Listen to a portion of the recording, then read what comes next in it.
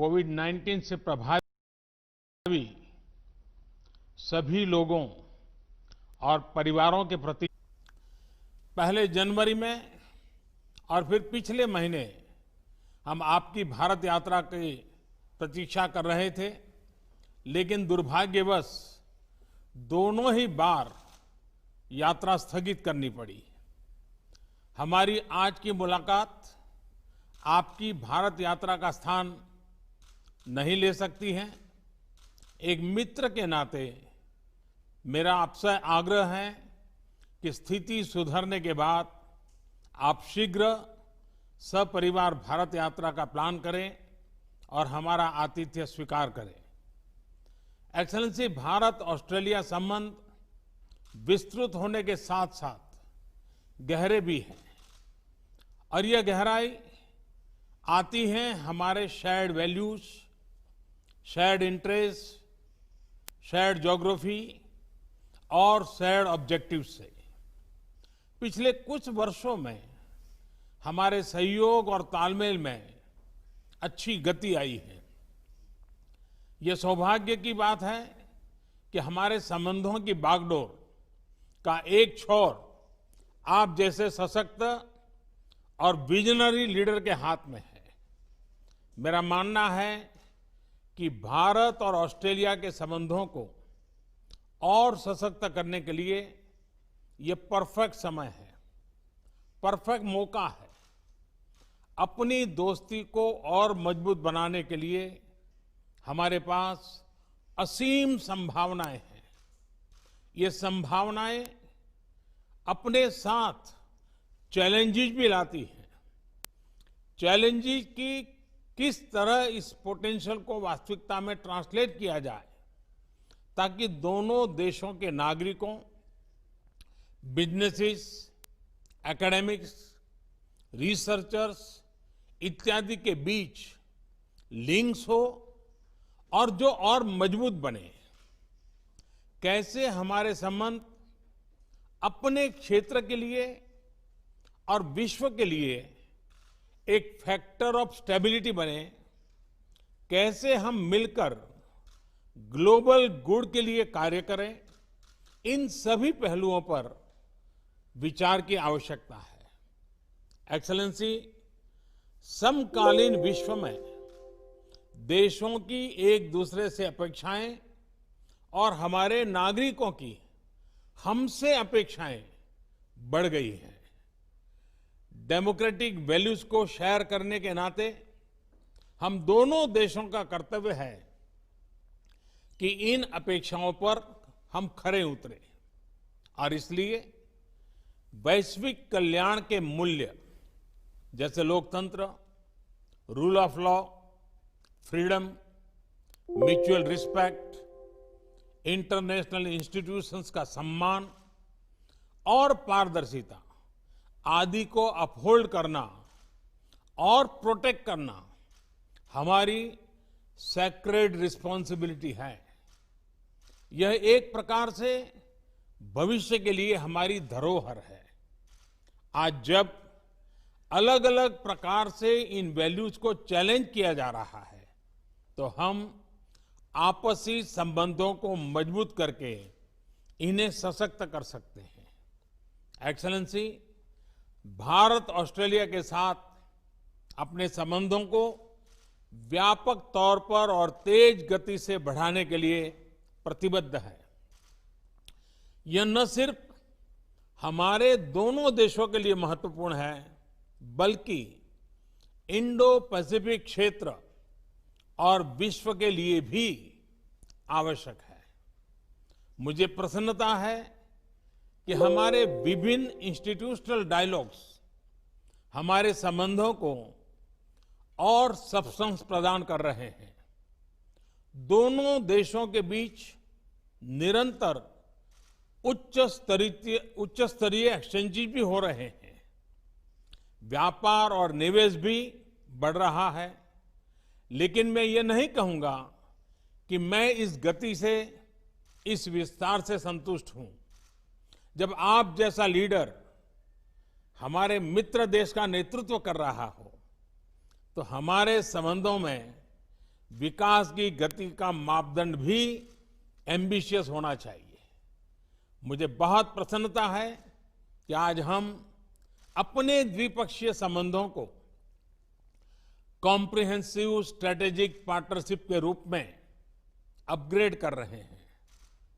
वैश्विक महामारी के इस काल में हमारी कॉम्प्रिहेंसिव स्ट्रेटेजिक पार्टनरशिप की भूमिका और महत्वपूर्ण रहेगी। विश्व को इस महामारी के आर्थिक और सामाजिक दुष्प्रभावों से जल्दी निकालने के लिए एक कोऑर्डिनेटेड और कोलैबोरेटिव अप्रोच की आवश्यकता है। हमारी सरकार ने इस क्राइसिस को एक अपॉर्चुनिटी की तरह देखने का निर्णय लिया है। भारत में लगभग सभी क्षेत्रों में व्यापक रिफॉर्म्स की प्रक्रिया शुरू की जा चुकी है। बहुत जल्द ही ग्राउंड लेवल पर इसके परिणाम देखने को मिलेंगे।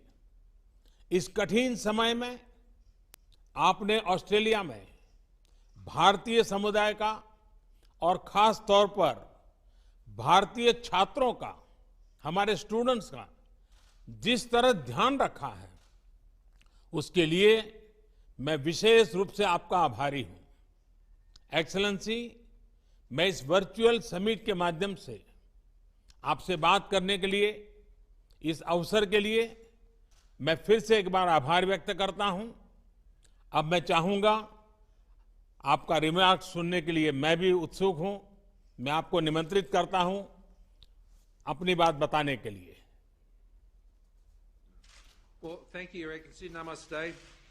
It is tremendous to be able to join with you again, as we have done on quite a number of occasions, but for the first time to do this in this format. And it doesn't surprise me that this is how we would continue to seek to meet in these circumstances, when you were the one who started the hologram, when you were campaigning many years ago. And so if maybe the next time we can have a hologram of Your Excellency here in Australia, and likewise we could have President Jokowi as well, because he similarly used that technology. And with a country as vast as yours, you have always been a pioneer in the area of technology for India, and today is another good example of that. Your Excellency, can I thank you for your leadership, not just within India, but more broadly throughout the G20, the Indo-Pacific, and the stabilising and constructive and very positive role that you have played in these very difficult times. Together with our friends such as Prime Minister Abe, this has been so important in our region, and to provide that steadying and stabilising and wise influence during what is an incredibly difficult time for all of our countries. And we wrestle with those challenges each and every day. Can I also convey our deepest condolences to all of those impacted by Tropical Cyclone Amphan? This is, together with all of the other difficult issues that are being faced, our condolences are with you for that terrible event, and of course the industrial accident at Vizag. These are issues that are unrelated, obviously, to the COVID-19 challenges, but they still come and they still test us, and once again you've proved more than the measure of those tests. Our relationship is exactly as you've said. It is a very, very comfortable relationship. It is a very natural relationship, so much in common, so much shared, if not in language always, certainly in the things that matter and the values that we hold. And we both seek to champion those values together in our region, and independently as very proud sovereign nations and very vibrant liberal democracies as well. And I think we hold that flag up very proudly, each of us. But when those flags come together in the way they have now, and have for some time, we're only full of ambition, as you said, for what can be achieved in our relationship. And between us, I have no doubt, and with our excellent foreign ministers and trade ministers and others, defence ministers and others, we can achieve a lot in the years to come. In the Indo-Pacific, we are committed to an open, inclusive, prosperous Indo-Pacific. And India's role in that region, our region, will be critical in the years ahead. The cultural links that we enjoy between our countries are well known.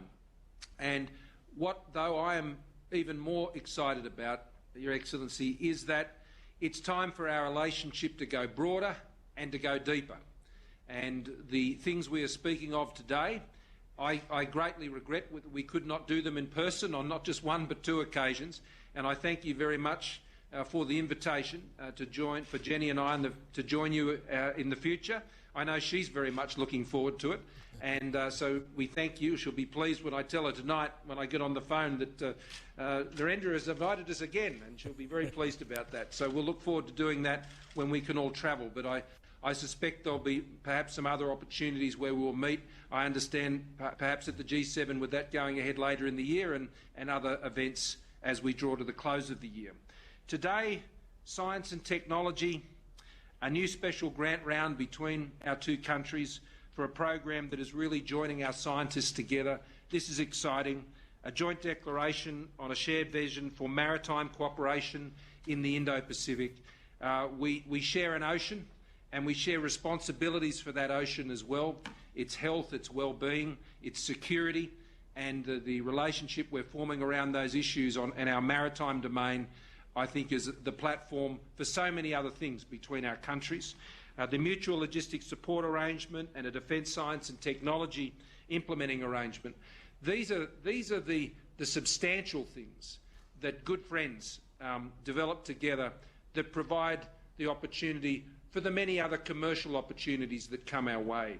In a time like this, we want to deal very much with friends and trusted partners, and this is a partnership which has stood the test time and again, and is during the course of this current crisis. We share a vision for open, free, rules-based multilateral systems in our region, whether that's in the health area or it's in trade or in other places. We engage in those as confident but sovereign nations, advancing, of course, our own interests and mindful of our own domestic challenges. And I think you've navigated that path incredibly well, and we thank you for the way you continue to engage in those fora in such an open and honest and transparent way. The trade and investment flows between our country are not where you or I would both like them to be, but they are growing, and they can grow a lot faster. But I think the comprehensive strategic partnership that we are forming today, going to a whole new level of relationship, will continue to build the trust, because we want commercial and trading relationships that are built on trust. We already see a great movement of peoples in normal times between our countries, and I thank for your comments about the hospitality that is extended to Indian students here in Australia, and we want to continue to see that happen. And we want to see Australian students studying in India as well, as we support and would like to support through the programs that we run here from Australia. I also want to commend India on its leadership in these multilateral forums, particularly on taking over chair of the World Health Organisation's executive board. This is a very important time to be chairing that executive board, and I have no doubt that the way that will be led under India's leadership will be critical to how we deal with the many difficult problems that we are encountering globally, particularly in the health area. So as we announce agreements also in cyber and science and infrastructure, trade and education, this is a grand portfolio of specific and very practical arrangements that give form and substance to the comprehensive strategic partnership.